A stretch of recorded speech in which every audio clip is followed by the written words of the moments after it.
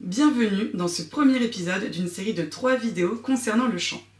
Ces 3 vidéos se complètent et ont pour but d'apporter des connaissances et conseils sur la voix, l'anatomie, l'hygiène vocale et quelques échauffements qui pourront vous être utiles.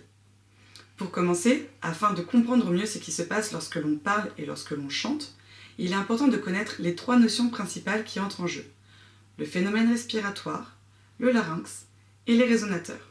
Nous allons donc aborder ces 3 sujets dans cette première vidéo. Mais tout d'abord, qu'est-ce que la respiration ? La respiration correspond à la phase d'inspiration et à la phase d'expiration. Le muscle indispensable est le diaphragme. Il se situe à cet endroit.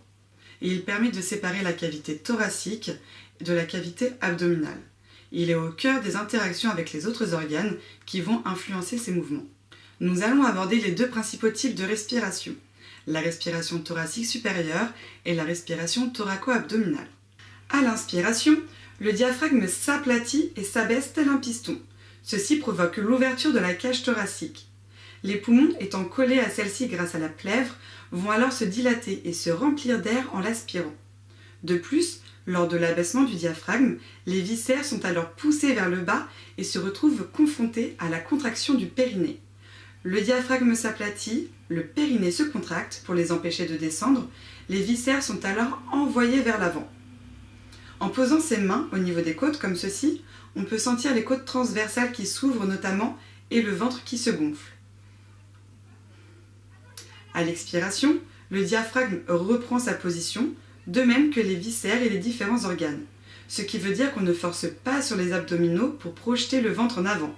C'est en cherchant la prise d'air le plus bas possible que les viscères seront envoyés vers l'avant de manière naturelle. On dit souvent que dans le chant, il est important de s'appuyer sur le périnée, car sa contraction va se coordonner à celle du diaphragme et va équilibrer les pressions, permettant de mieux gérer l'air et ainsi davantage soutenir et porter sa voix, et notamment sans forçage du larynx. Cet appui au niveau du périnée favorise la prise et la gestion de l'air, ce qui est primordial lorsque l'on chante. On va donc privilégier la respiration thoraco-abdominale. Concernant la respiration thoracique supérieure, lors de l'inspiration, si l'on contracte la sangle abdominale, par exemple quand on rentre le ventre, le diaphragme ne peut descendre de façon optimale. Le haut de la cage thoracique va s'ouvrir beaucoup plus que la partie inférieure, entraînant une surélévation des épaules ainsi que des tensions scapulaires importantes. Seule la partie haute des poumons se remplira, mais pas l'ensemble de ceux-ci.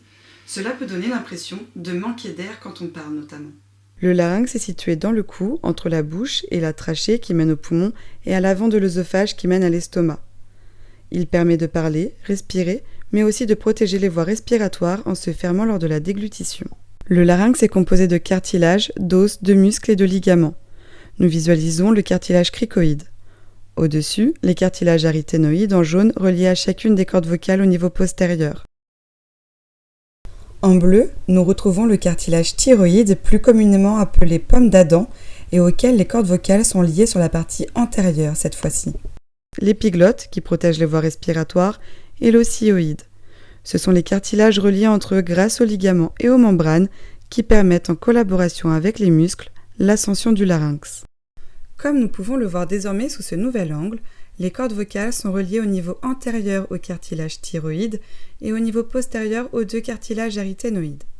Elles mesurent entre 17 et 25 mm chez les hommes et 12,5 et 17 mm chez les femmes et sont composées globalement d'un muscle vocal et d'un ligament, ainsi que d'une muqueuse qui ressemble à des replis matérialisés ici en gris.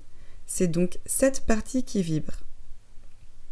Lorsque vous respirez au repos, tous les muscles sont détendus. Alors, les cordes vocales sont légèrement en ouverture, ce qui permet à l'air de passer. Lorsque vous prenez de fortes inspirations d'air, vos cordes vocales s'ouvrent en grand grâce au cartilage crico-aryténoïdien postérieur afin d'emmagasiner un maximum d'air. Par ailleurs, lorsque vous parlez, vos cordes vocales se rapprochent grâce au cartilage aryténoïdien. Les cordes vocales forment alors un barrage au passage du flux d'air qui vient des poumons. Ainsi, seule une petite quantité d'air passe les cordes vocales qui s'ouvrent et se referment grâce à leur élasticité. C'est donc grâce à ces mouvements que la muqueuse des cordes vocales vibre. Chez la femme, les cordes vocales font ce mouvement 200 fois par seconde et chez l'homme à peu près 100 fois par seconde. Ce sont donc des mouvements extrêmement rapides. Lorsque vous parlez de manière grave, les cordes vocales se détendent, la vibration est alors moins rapide et les fréquences sont plus basses. A l'inverse, lorsque vous décidez de parler plus aigu ou chanter en voix de tête aussi par exemple, les cordes vocales s'étirent pour vibrer plus rapidement et atteindre des fréquences plus hautes grâce aux muscles cricothyroïdiens notamment. De même, pour aider, le larynx bascule vers l'avant. Vous pouvez le sentir en mettant vos doigts au niveau de votre cartilage thyroïde et en tentant de parler de manière plus aiguë. Ce sont donc ces différents mouvements qui nous permettent de parler, chanter et respirer.